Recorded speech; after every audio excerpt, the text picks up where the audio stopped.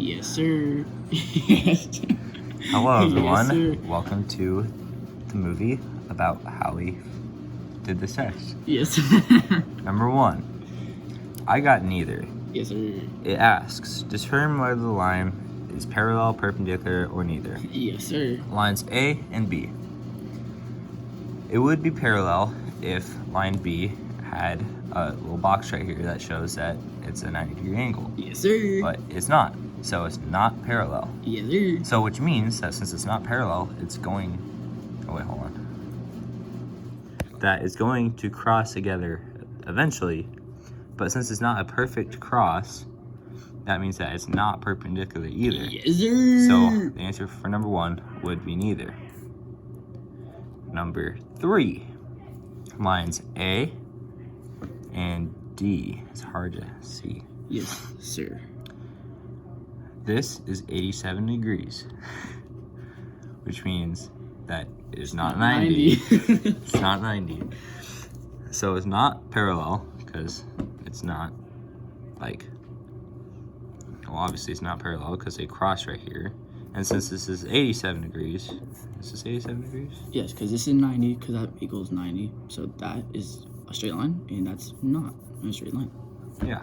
So it's not perpendicular because it's not exactly across. And it's so which means that definitely not parallel. this is neither. And it's definitely not parallel because there's like a cross like right there. So They cross already. yeah, they already crossed.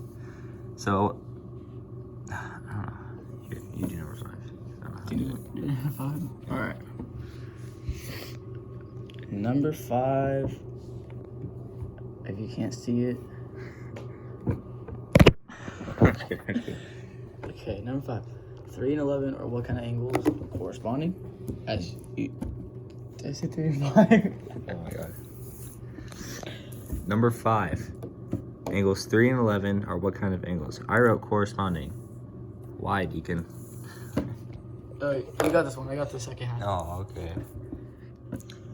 So, number 5 is corresponding because angles 3 and 11 are in the same relative position and they're each facing out. Well, they're each like in the same spot but different sides. That's why it's called And that's relative why the answer position. is corresponding. Number 7. If Dude, be quiet. angle 7 equals 110, I'll do that. Basketballs are in your group. I'm trying to do my work. Oh, yeah, I was talking. How you guys doing? Oh, pretty good. I'm in the middle of making my movie right now, and you're gonna be in it. Yeah, you're in the group. It's me, Andrew, and Aaron, but Aaron's like. Who's Aaron? Okay, back to number 7. If angle 7 equals 110 degrees, then find angle 10. Well, 70, because it's 70 because guess what? it has to equal 180, right? So if you just go 110 plus what equals 180, it's going to be 70. If you look at 10, it's a line straight across, which means 180. Mm-hmm. So solid And then point. for this one, you just basically do the exact same thing. The exact same thing. If it has to equal 180, then 65 plus what equals 180? That is 115. 9 all the way across. Count it. Okay, for number 11, if angle 9 equals angle 8, is that true, false, or not enough information? I wrote not enough information because it could be 39 degrees and 41 degrees. You don't know We don't have an exact because you don't have answer any right here. angles right here. We don't have We don't have any angles right we don't here. have the exact. Any angles right here. Anyway, Mr. Cardwell asked who I really am. Well, I'm about to show him. Give it to me, Matt.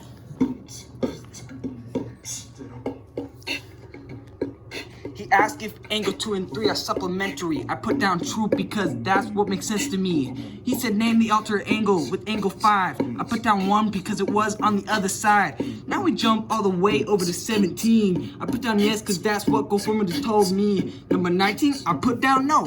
Don't ask me why, I don't really know. Number 21, Mr. Cardwell had to help me. Look at all the numbers, thank God that's not healthy. I did all the work to break down the main core just to find out x equals a lousy 4. 4. Sometimes math to me looks like Japanese. If you look at 23, that's what's happening. X equals 22.5, Y equals 83, and that's right. Z equals 57, but not all the time. And this is math kicking me in the behind. What? He's dead, Mr. Carwell. I mean, I'm just kidding. I love you. So problem 25 right here, you just kind of have to understand triangles and angles a little bit and understand that Z is a vertical angle to a 138, making that 138, and then this is supplementary on the line, making X 42. And then if Y and whatever angle this is right here are corresponding, then that means that 102 and W are corresponding, making this 102. And if that's 42, if you add those two together, if the triangle is 180 degrees, then that means that has to be 36, which makes Y 36. Wow. So I don't really know how to explain this super well, but if you put it in the calculator or use elimination or substitution method, then you'll get this. So if you use slope-intercept form on number 29, then it'll just give you the slope, or y equals mx plus b, and then you could either do up 1 over 1, up 2 over 2, and it's just kind of like is a correlating method. So if you look at number 31, x equals 3, there's literally no slope at all. So 3 is the start value, so you simply go 1, 2, 3, and there's no slope, and it's a line directly across. So I don't exactly know how to explain this word for word, but I believe you put this in the Desmos, you can find the parallel line to that. Wow, that's cool. I like math. Considering the points 5, 6, and 3, and 2, we came to the conclusion that -6 minus 1 equals -2 minus 3, and y minus 2 equals 2, parentheses x minus 3 as our equations. Wow, that's even cooler.